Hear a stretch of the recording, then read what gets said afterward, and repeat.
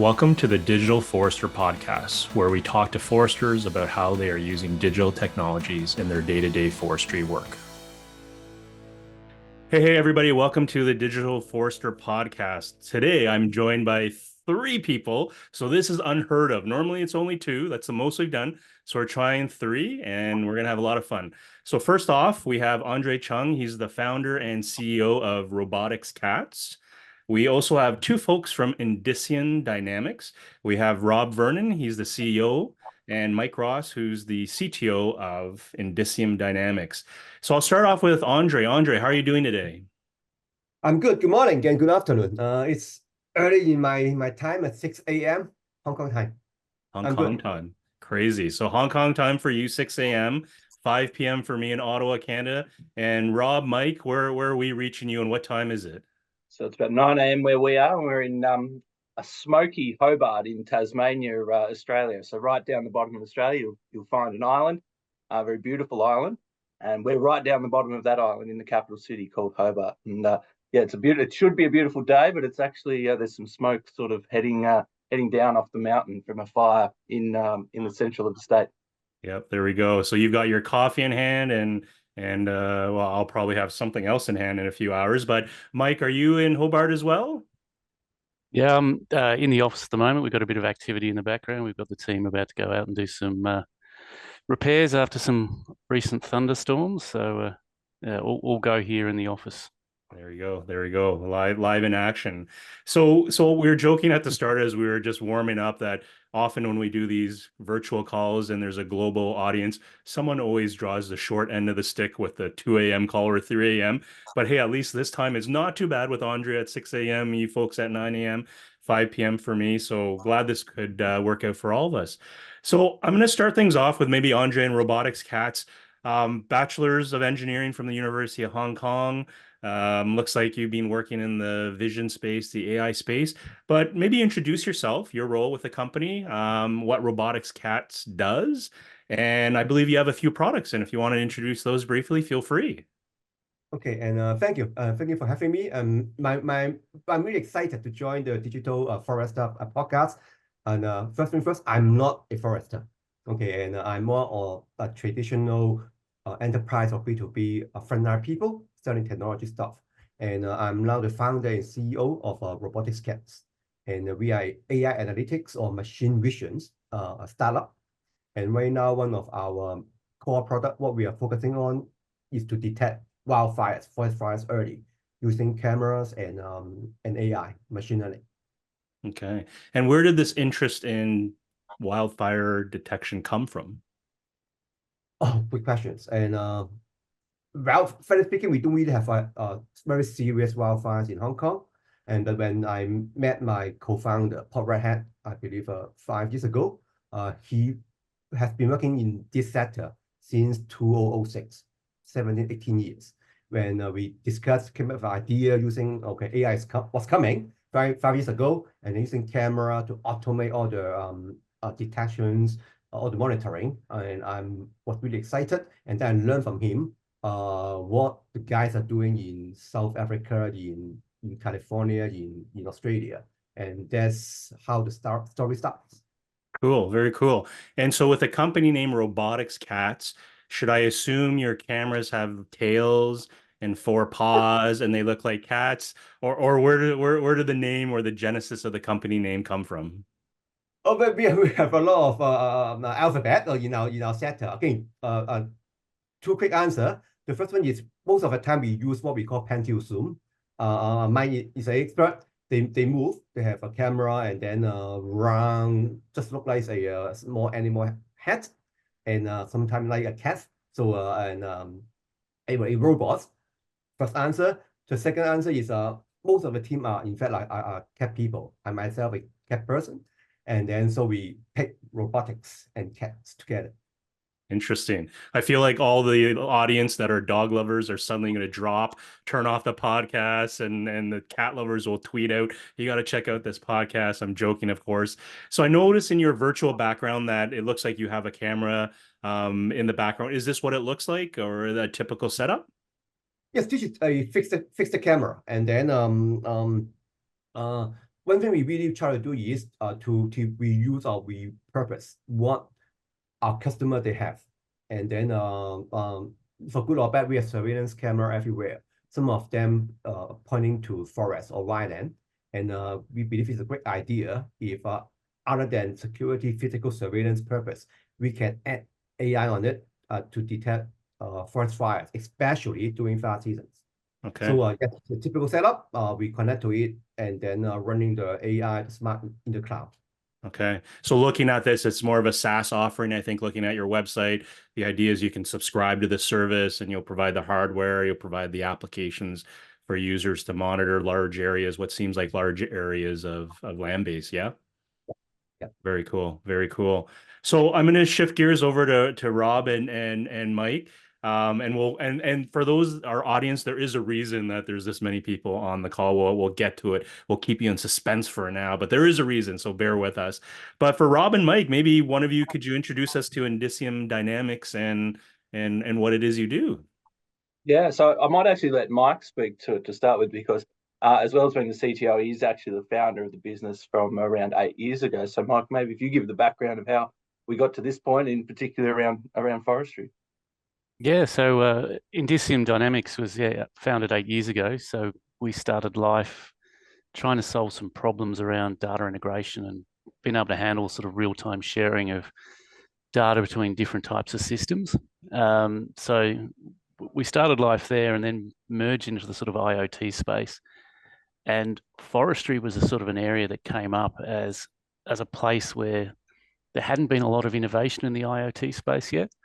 And the forestry companies in Tasmania were eager to get moving in this sort of space to sort of innovate and do something exciting. So we teamed up pretty early on with the forestry space, and we actually coined a term #digital forest, which aligns well with this podcast. And we moved on in that space, looking at various different things, from monitoring wildlife through to monitoring conditions around burns and all sorts of things. So it's been a fairly long journey, but we're not foresters ourselves, but we seem to know a lot of people in the forestry industry and getting a very good handle on how they operate and how we can digitize their worlds to try and make it more efficient and more accurate and help them get stuff done faster.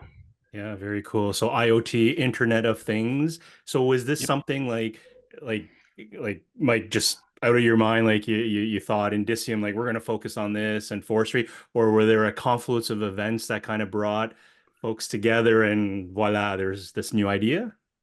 It was sort of probably the latter there, the confluence of things. So talking to the right people, having the right technology, and being in the right spot at the right time to be able to put all the pieces together and actually kick some really quick goals and show that this IoT concept is ready and willing to solve problems. Right. And then, so I'm going to assume that Rob, in the CEO role, he came on board to accelerate some initiatives, or maybe the things you don't want to do. I'll let Rob talk to himself, but kickstart the business into a rapid growth. Look, I've been a long admirer of the company, and I joined about 8 months ago. It really was a meeting of the minds with Mike and I in terms of let's put our brains together and give Mike a little bit more horsepower and the ability to focus on particularly the technical side of our operations. My interest in the business was that fundamentally what Mike has built here is this flexible, powerful platform. We can, in essence, stand any product and service up on top of it. But for both of us as Tasmanians, we live in a very unique part of the world. There is some incredible natural beauty within this place and some incredible natural resources. And the forest industry in Tasmania is without a doubt world's best practice in terms of how they go about doing what they do. So for us, from an Indicium standpoint, there is our work that we've been doing around wildlife protection. There is our work that we've been doing around using fire as a risk mitigation tool. And increasingly moving forward and through our close relationships, where the world is going around carbon markets and biodiversity markets. I mean, Tasmania we see as a test tube for what can be done elsewhere around the world. And there are such such natural sensitivities here. We are fortunate. It is a small place. We're probably 2 degrees of separation from any one person. So if you don't know someone, you just call the person you know that knows them. And it's a great way to sort of test out a lot of ideas. But we know that we want to take our ideas to the world, and that's very much through partnerships. And it's the reason we're here talking to you, and it's the reason we've formed this excellent relationship with Andre. So yeah, it's exciting times. Forestry is one area that we're focusing on. But yeah, because it relates to these other things around climate change in particular. Yeah, for sure. So I guess before I bring Andre back into the fold, thinking of Indicium, I got it right the third time, Indicium Dynamics. There's a platform that you've built, and maybe could you describe to our audience what this platform is and some of the use cases that a average forester might consider using it for? Go for it, Mike.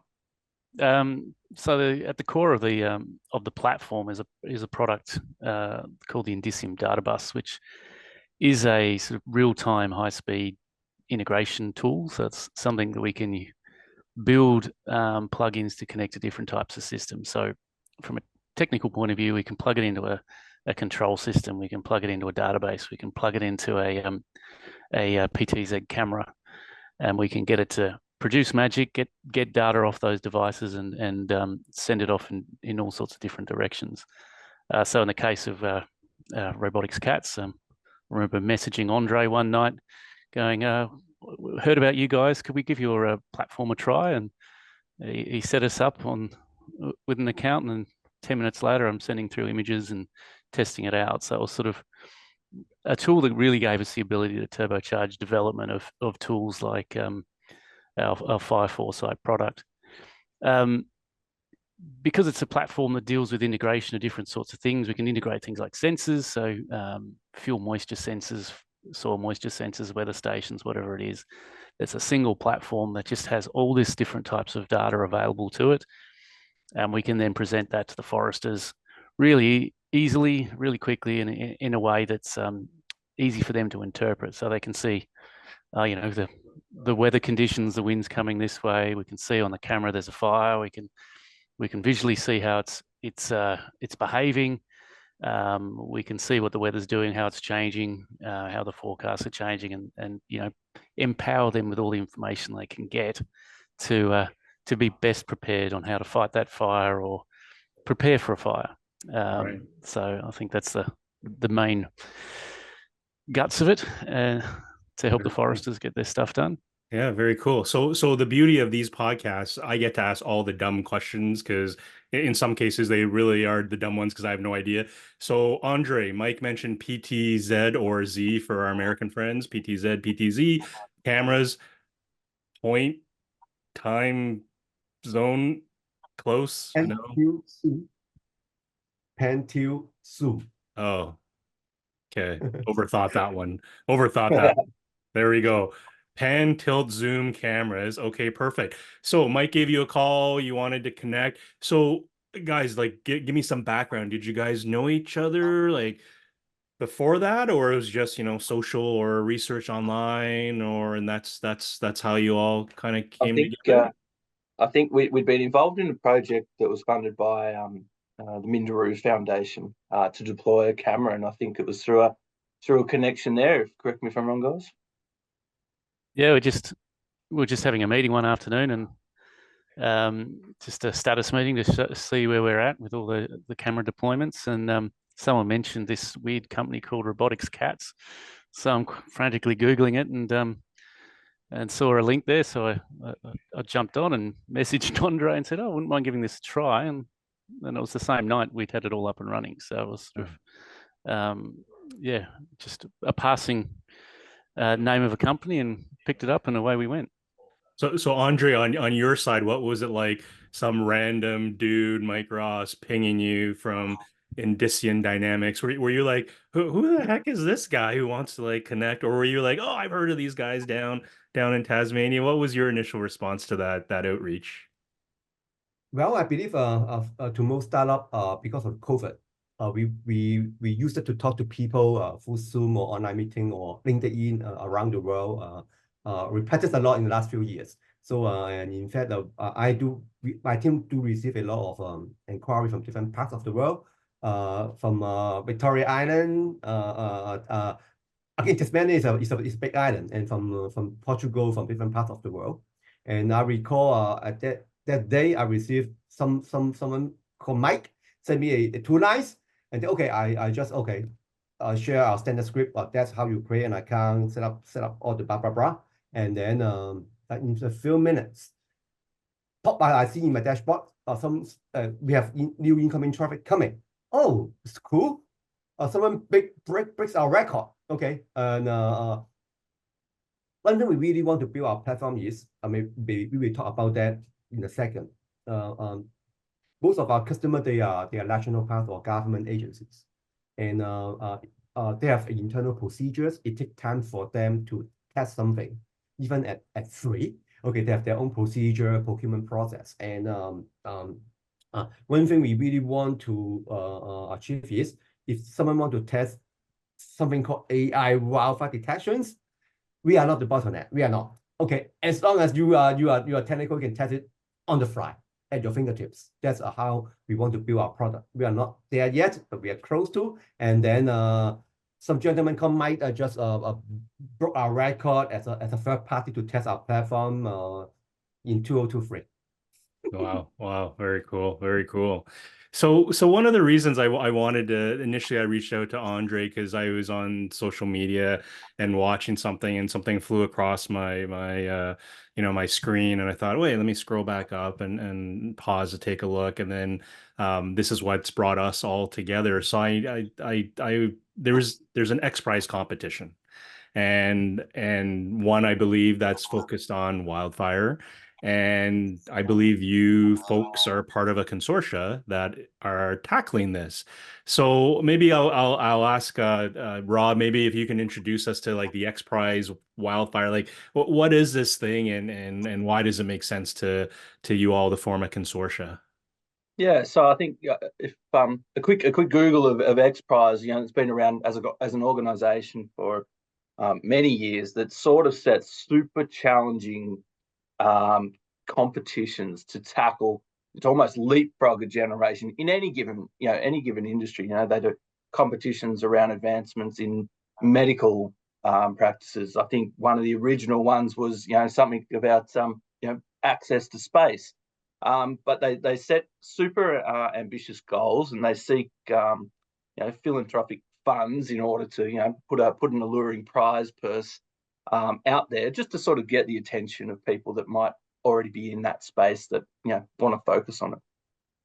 The competition around wildfire has 2 streams to it. So a Earth observation, so a satellite-based detection of fire from space, of a fire probably less than about 10 square meters, so very small, in under a minute, and communicated to resources on the ground in less than 10 minutes. That's super challenging, because you've got all sorts of access to space, and the ability to have the appropriate satellites with the appropriate sensors with enough revisitation rate to get around the Earth, just to be able to detect a fire in under a minute and report that fire in under 10 minutes. Super challenging. The second part of the prize is, and go do something about it. So typically that means go and put the fire out. So our view of that world is, okay, well, we're going to use people who have capability from a low Earth orbit observation point of view, and then we're going to work with a drone company in order to go and put this out. So that's a super ambitious thing for any business to want to undertake. It's even more incredible for someone like us, who are, we consider ourselves sort of startup businesses, to go and undertake that. So, talking with Andre, our observation was, well, if we want to go and tackle something as ambitious as this, we need to look for partners that are already sort of starting in, they've got an angle, some intellectual property, the right frame of mind to tackle their individual part of the jigsaw puzzle. And that's what we've done. So I'm coming at this through having the Indicium hat on. Fundamentally, Indicium is this data bus in which we can just integrate and aggregate and orchestrate any sort of data.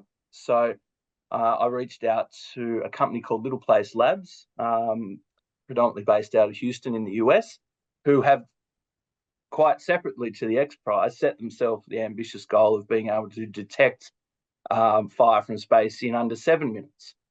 So their approach is, in essence, to work with existing satellite companies and new launch companies and be able to run artificial intelligence from low Earth orbit, create these virtual constellations of satellites. So they're able to tackle this concept of the revisitation rate, right? Having a satellite over the top of a potential fire at a reasonable cadence. So that's their part of the jigsaw puzzle. But then what? So the concept is they tell Indicium, and from there we trigger a whole data pipeline of other work.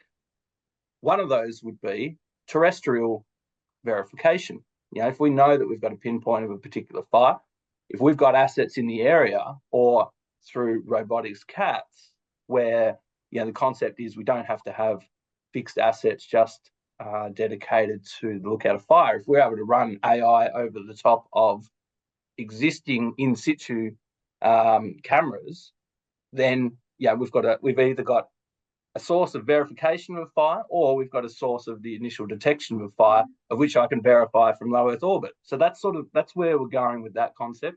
Again, Indicium is playing that orchestration piece between the two capabilities. In the second part of the XPRIZE stream, it's then, okay, then go do something about it. So we're actually working at the moment with another company based in Tasmania, one that I'm very familiar with, called TasDrone Solutions. That their applications within forestry are actually on starting fires. They're working with their companies, with their customers, to use drones as a source of ignition for risk mitigation, prescribed burning, weed management, those sorts of things. But I called Andrew, who's the CEO there, and I said, hey man, instead of starting fires, let's go put some out. And so again, startup business, more than keen to take on the challenge, working through their capabilities from a custom drone point of view, working through their capabilities with their vendors. So the concept is that if we can pre-position drone platforms, drone in the box style offerings, alongside our existing assets, or on the back of trailers, or other ways of deploying, then the third piece of the puzzle is, okay, we've got a verified detection working through the appropriate authorities. How do we get drones in the air in the first instance, just to go and have a look, get that really close situational awareness, and then we've got 4 years to figure out how we're going to actually assist putting those fires out. Now, there's some super challenging physics that needs to be addressed in terms of getting enough payload over a fire quick enough in order to actually have a meaningful impact there. So, that both streams are super ambitious. The good news is, and I find this in all the conversations, we're having conversations with the company all over the world, everyone's up for the challenge. Everyone's putting their hand up and saying, oh, yeah, well, why wouldn't we? Why wouldn't we have a crack at this? So that's a fantastic place for us to sit. I'm very fortunate. I've got an amazing team at Indicium, but I've got this amazing cohort of partners that are looking to, change the world. It's pretty cool. Yeah, 100%, 100%. Yeah, and when you were thinking that, what popped my mind was Rob, like, that's ambitious. And literally you said, it's ambitious. And I'm like, yeah, it is. So thanks for that overview. And I guess, Andre, from your side, if we look at maybe the pieces of the solution, and you guys correct me if I'm wrong, I'm kind of looking at it as there's different partners, each bringing different pieces of the solution to the table. So if you maybe think about the camera side, or the Robotics Cat side of things, wildfire detection, Andre, this is something you guys have been doing for quite some while. If I remember my brain, it's been a couple of years. So thinking of that, are there any areas of your part of the contribution that makes you nervous Or is there a space where you need to do more heavy R&D to get the PTZ camera and the algorithms to do what they need? Or is this kind of like a no-brainer? This is why Robotics Cats exists. It's just to do this. Oh, good questions. And well, and in fact, I talked to Rob. We discussed a few years ago. Okay, in this digital forestry or fire tech domain, we find most of the player they try to do everything themselves. Okay, hardware, software, and I understand. Okay, as a startup, I want to build everything, and but as a startup, we don't have that resources to build the full stack. Okay, and because of COVID, and we pivot, and we originally 5 years ago we want to build our own hardware cameras, which is really cool, and then and our software. At the end, with all the border control, stop international travel, and we have to think out of the box. And the only thing we can move across border is bit and bytes. That's how we pivot from a hardware-centric company to a software company.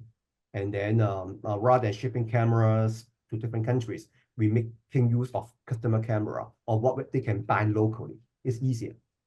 And then so to your questions, and when Rob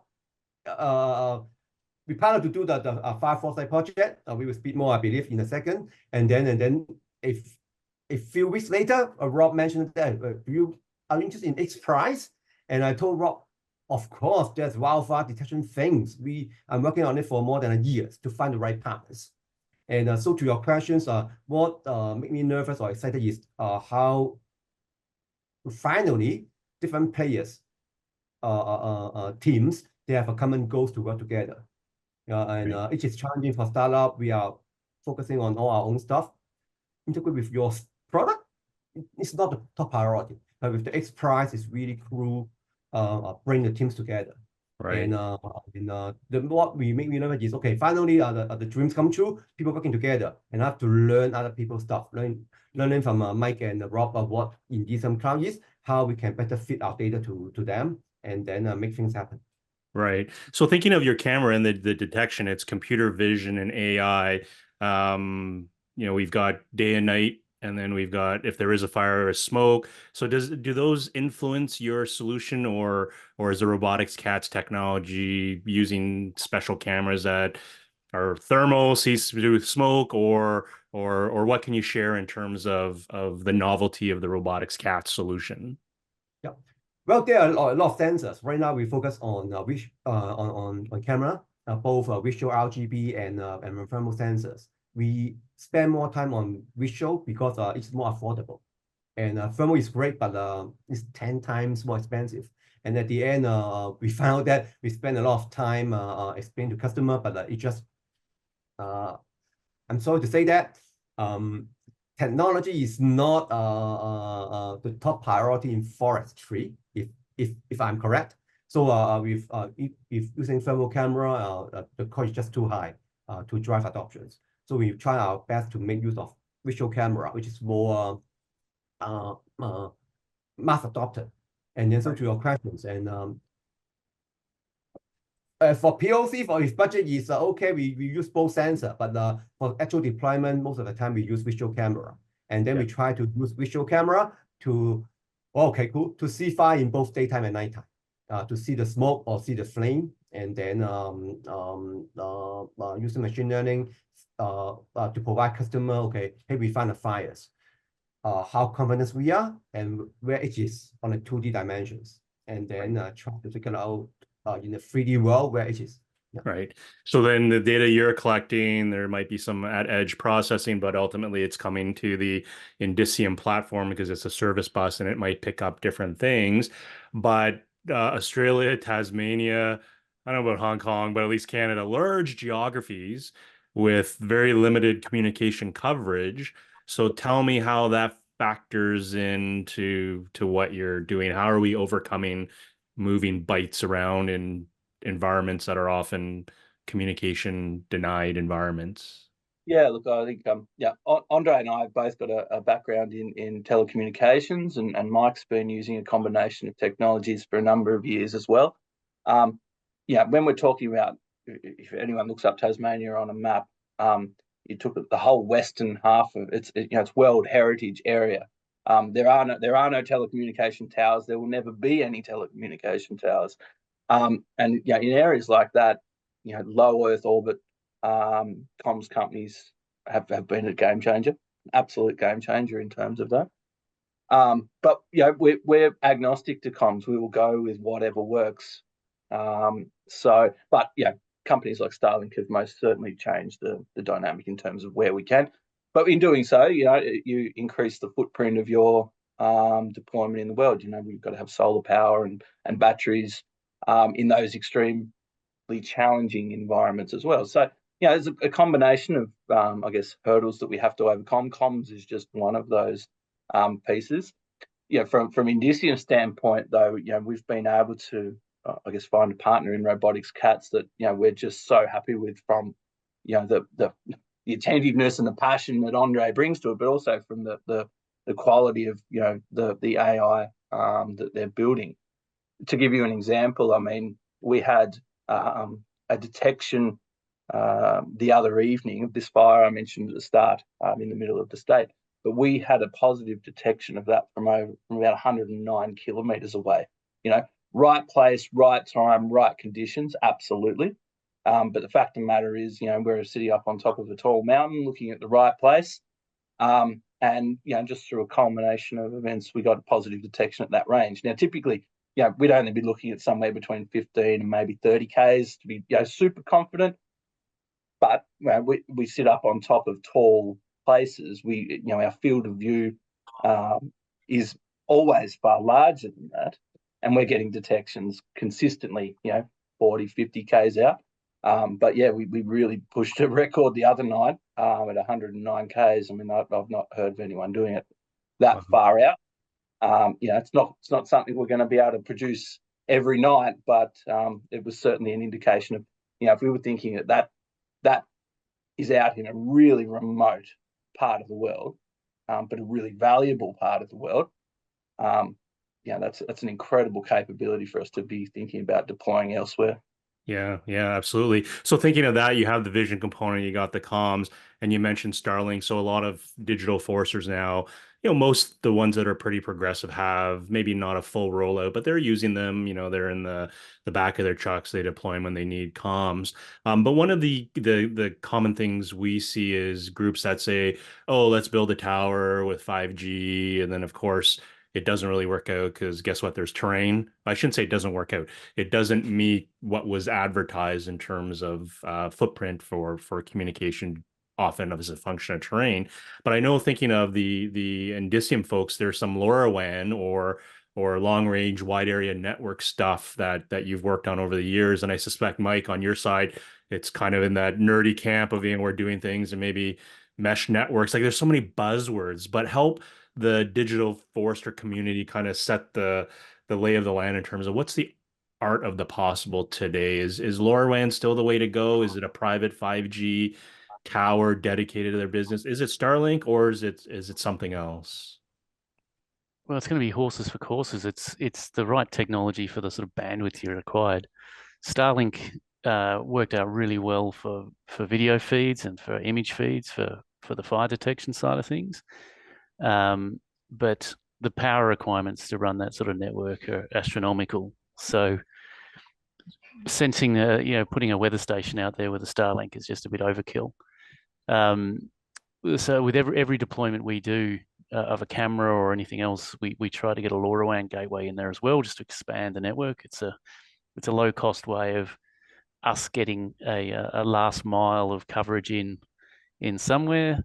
So for instance, on the west coast of Tassie, the World Heritage area, we put in a LoRa gateway out there, which allows us to then reach into some of the valleys around that location where there is no 5G, no 4G connectivity at all. You probably wouldn't even get a radio signal out of there to call home. So we've got the ability to put sensors in those valleys, measuring things like fuel moisture or soil moisture or whatever. and the beauty of technologies like LoRaWAN is the really low power consumption of that radio network. So a fuel moisture sensor, for instance, we can deploy one of those using LoRaWAN that'll run on batteries for a couple of years. It's got a really small footprint. It's easy to carry, put in a backpack sort of thing. So people can go and deploy them and know they're going to work for a long period of time. That, I think, is what's changing it up a bit. It's not a large deployment. It's not concreting in a pad and putting in a solar panel and doing all that sort of heavy lifting you would do in the old telemetry days. It's picking up a little battery power box and placing it in the forest and sending the data out. Very cool. Very cool. So we touched on XPRIZE, but I guess we've also we've touched on the words, but maybe haven't said it. But I guess do we say Team Fire Foresight, or do we just go with Fire Foresight? This is a collaboration between you folks on this call and the Little Place Labs and TAS Drone Solutions you all mentioned.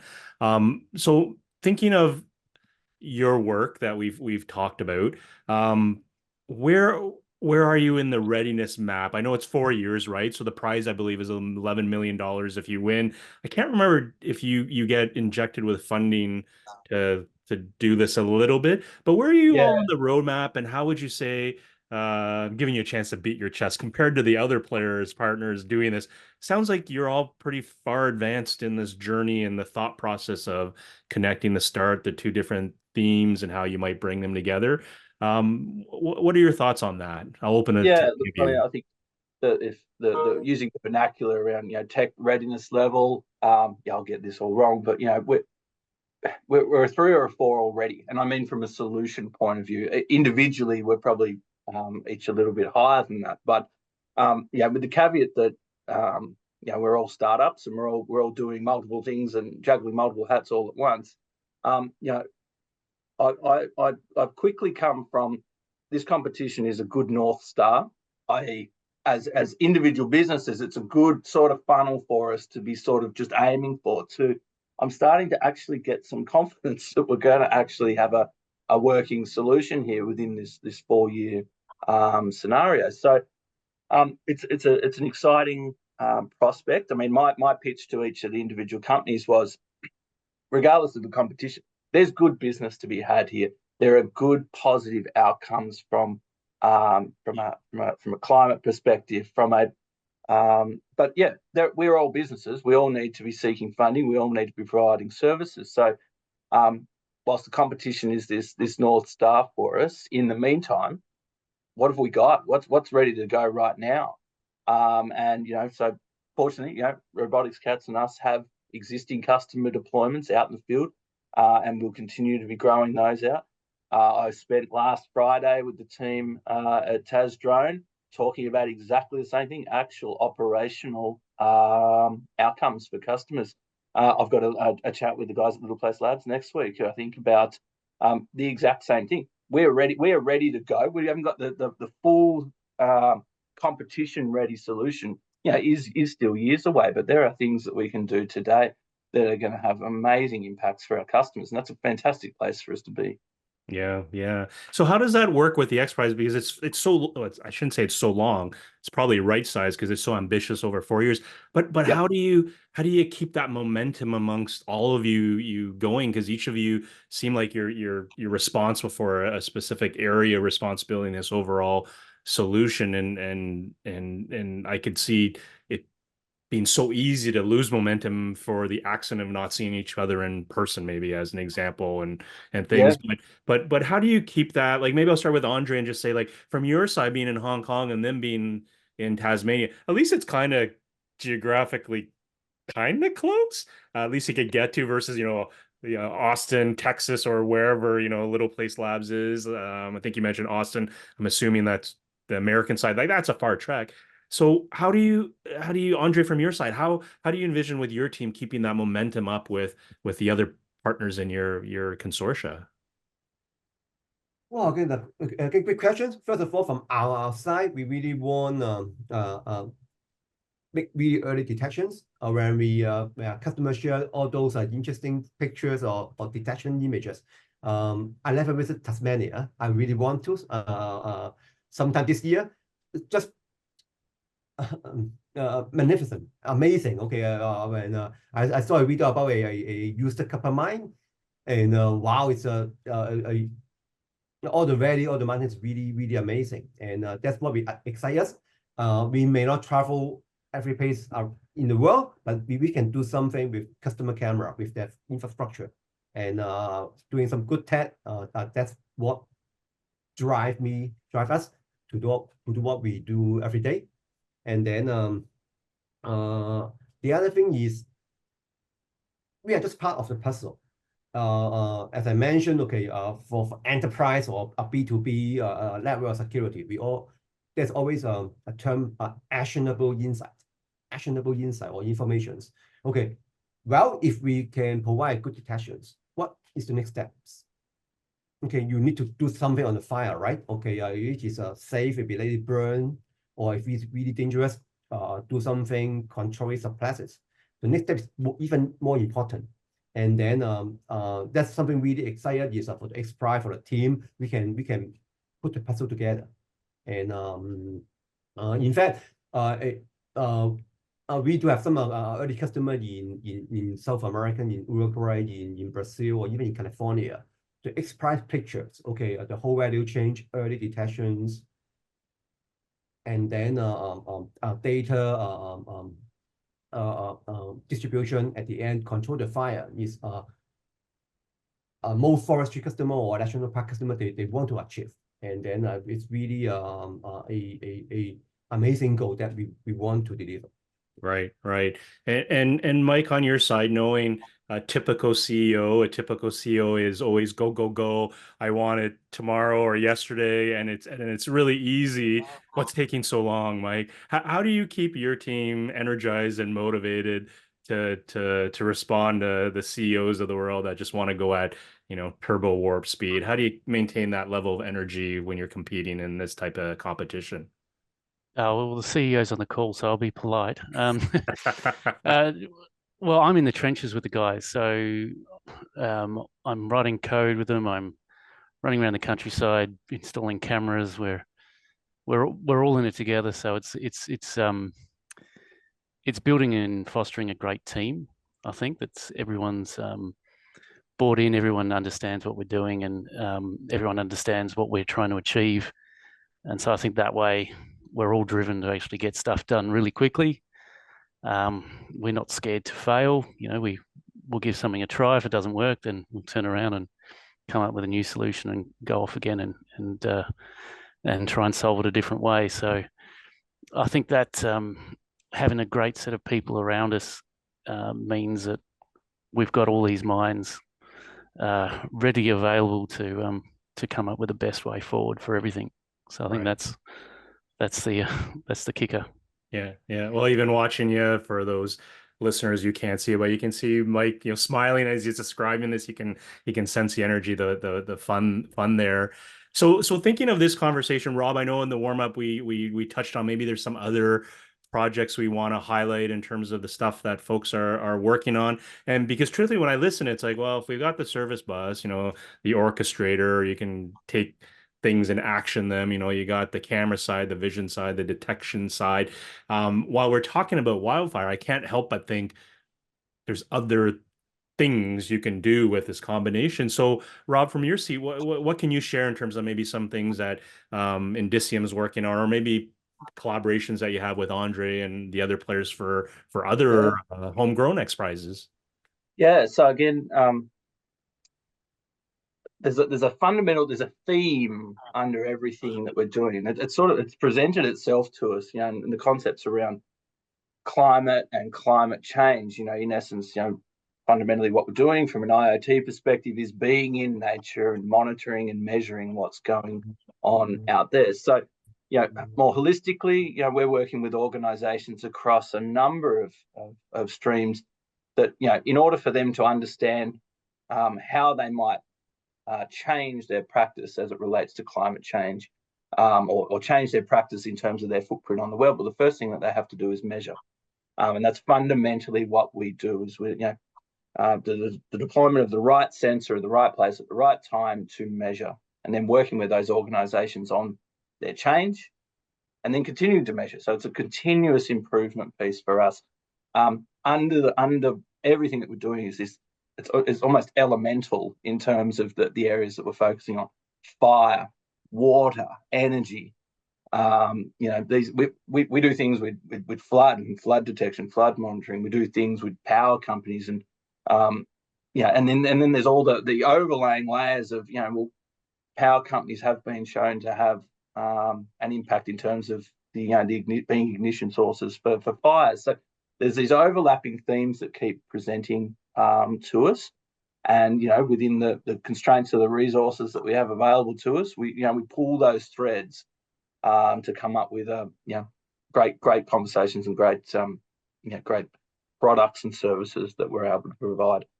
Our approach, fundamentally, we look at Indicium as this aggregation platform.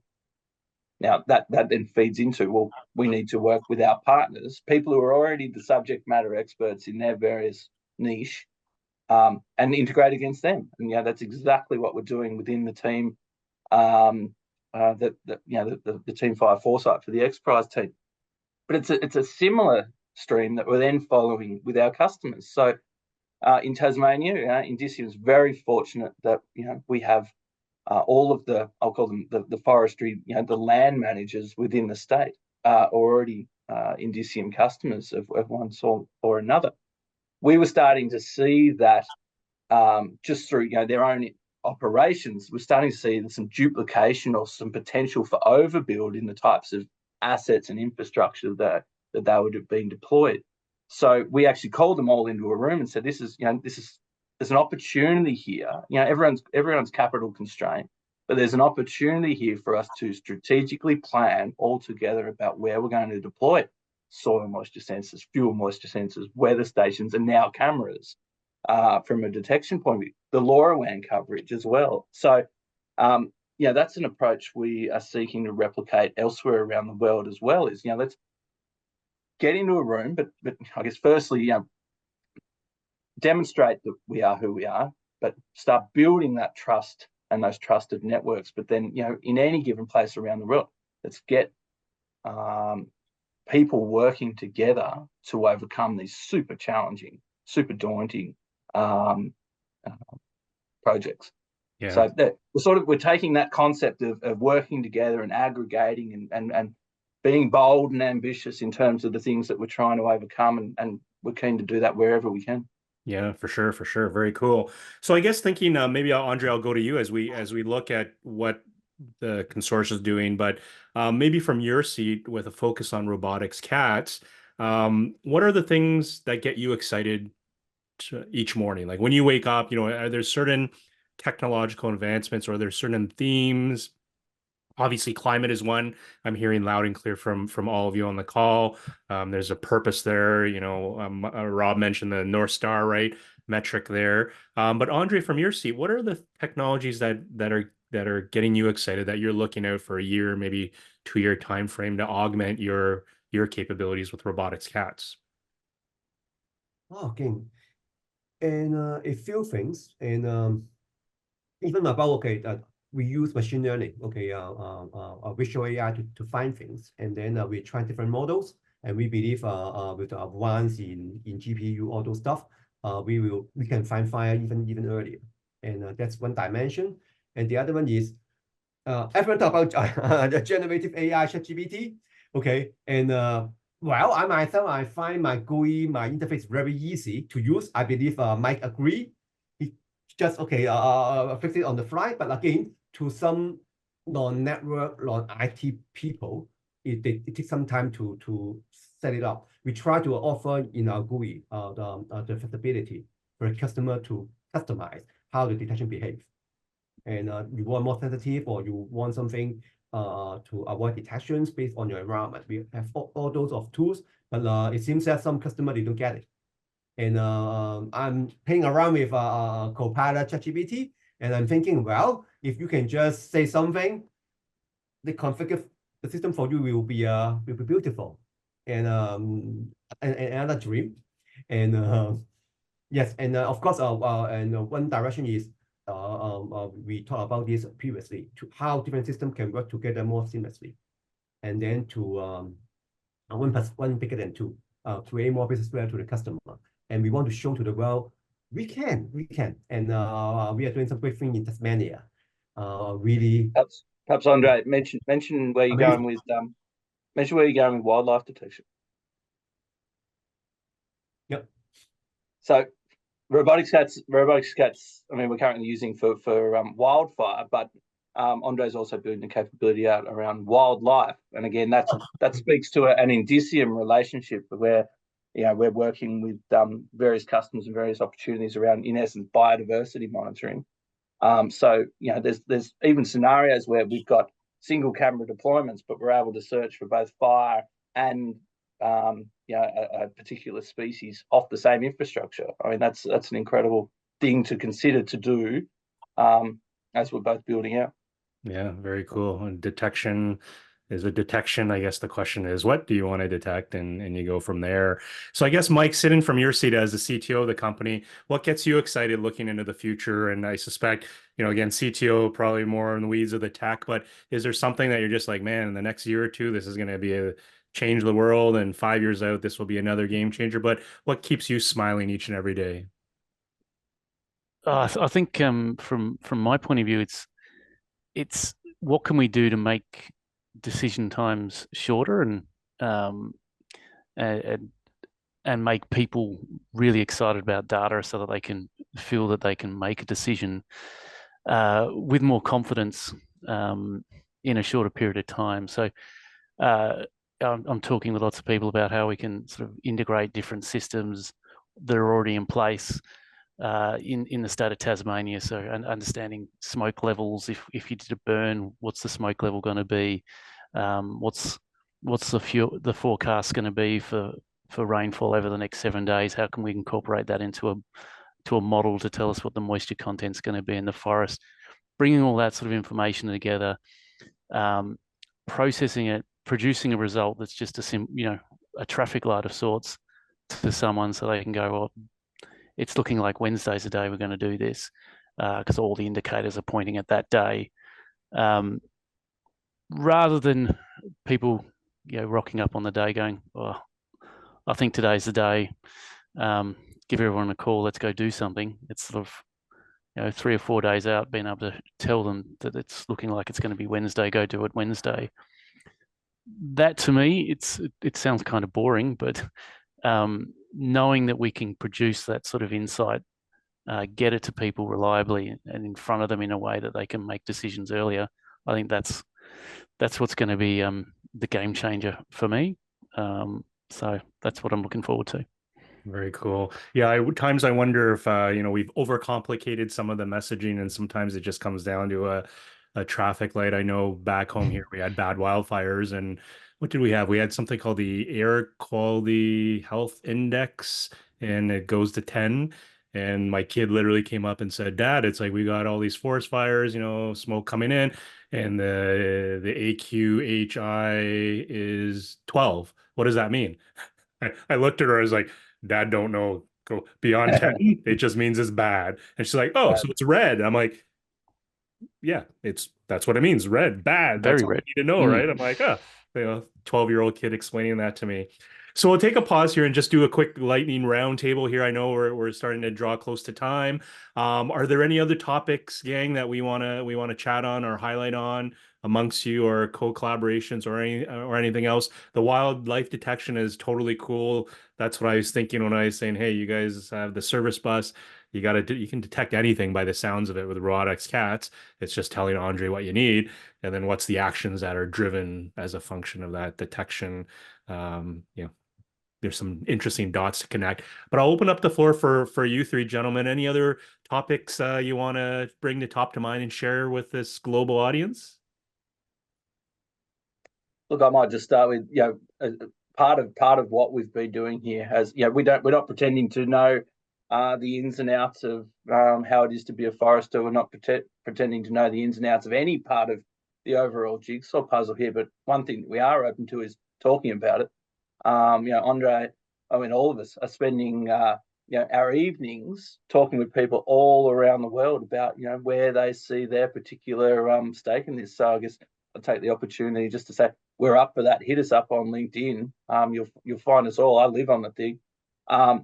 Always open for a chat, because there are big, ambitious hurdles that need to be sort of leaped here over the next couple of years on any number of things. And we know that we're not going to solve them all, but we're definitely keen to work with the people who are.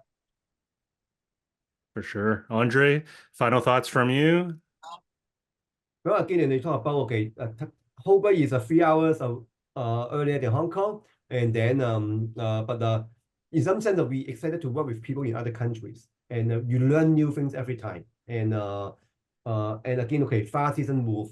Okay, if we can work with customer in different countries, we can test our technology. Okay, the whole years. Okay, and we don't want a country is 12-month far seasons, but we want to leverage. Okay, well, in Q1 we have a season for before the far seasons. We can do control burn, so we can test something, and then that help us advance the technology faster. And that's another way we welcome to work with partners, customer around the world, and we can overcome the time zone challenge. Don't worry. For sure. Awesome. Mike, on your side, final thoughts from your side? I'm looking forward to the challenges that are coming up. I think working with companies like Robotics Cats and Little Place Labs and even our other clients around the world, there's a lot of exciting things coming up that I'm just waiting to jump on a plane and go out and do some of them, Yeah. which would be good. See some more of the world. Get to Texas would be good. But yeah, it's great working down here in Tassie though with all these sort of forestry companies that are really engaged and helping us foster some good innovation, and just ready to take that to the world. Yeah, absolutely. Absolutely. Yeah, I know there was a LiDAR conference way back in the day in Hobart, and that was my chance to go visit. Always want to go to Tasmania, but the stars didn't align for that one. So I'm equally excited to maybe get down to your neck of the woods there. And Andre, I saw your social media, your Sunday, tablet with your soda pop there. I'd love to sit beside you somewhere in Hong Kong. Love your code names for your headquarters. Love it. So guys, look, as we look to wind down, I know a lot of folks are probably going to listen to this and go like, wow, I didn't know that this was possible. Wow, I didn't know these folks were that far along in terms of some of their capabilities. And even with the XPRIZE giving you a nice anchor to showcase some of that work. And even talking to you, I can sense the excitement amongst the three of you. There's just this energy, as you speak. It's totally cool. But for folks who may want to reach out to you, I know, Rob, you mentioned LinkedIn is the way to go for you. Is probably the easiest. So folks, you can look up Rob Vernon on LinkedIn. Andre, what's the best way for folks who want to get in touch with you? Email, website, social. What's the best way? LinkedIn is our spend a lot of time on it, connecting to people, and so you can just find Andre Cheung on LinkedIn. Okay. And then Robotics Cats, we are on Twitter and Instagram and YouTube as well. For sure. For sure. And last but not least, Mike, what's the best way folks to get a hold of you? Rotary phone, on a lower way, just kind of PBX phone, send a message to you? Oh, we've got a fax machine here in the office, so shoot us a fax. No, I'm on the LinkedIn's as well, so it's that seems to be my go-to platform these days to talk to new people. So yeah. Awesome. All right. Well, sounds like it's LinkedIn for all three. So again, Rob Vernon, CEO of Indicium Dynamics, Mike Ross, CTO of Indicium Dynamics, and Andre Cheung with founder and CEO of Robotics Cats. Thanks so much for joining. We've never done three on this before, so hopefully for our audience, this worked out. Everyone found it insightful. I certainly enjoyed the conversation with all of you. I know it's the start of the day for you guys, and you're probably hitting the ground running with this work. So thanks so much for joining me on this podcast, and I look forward to keeping in touch.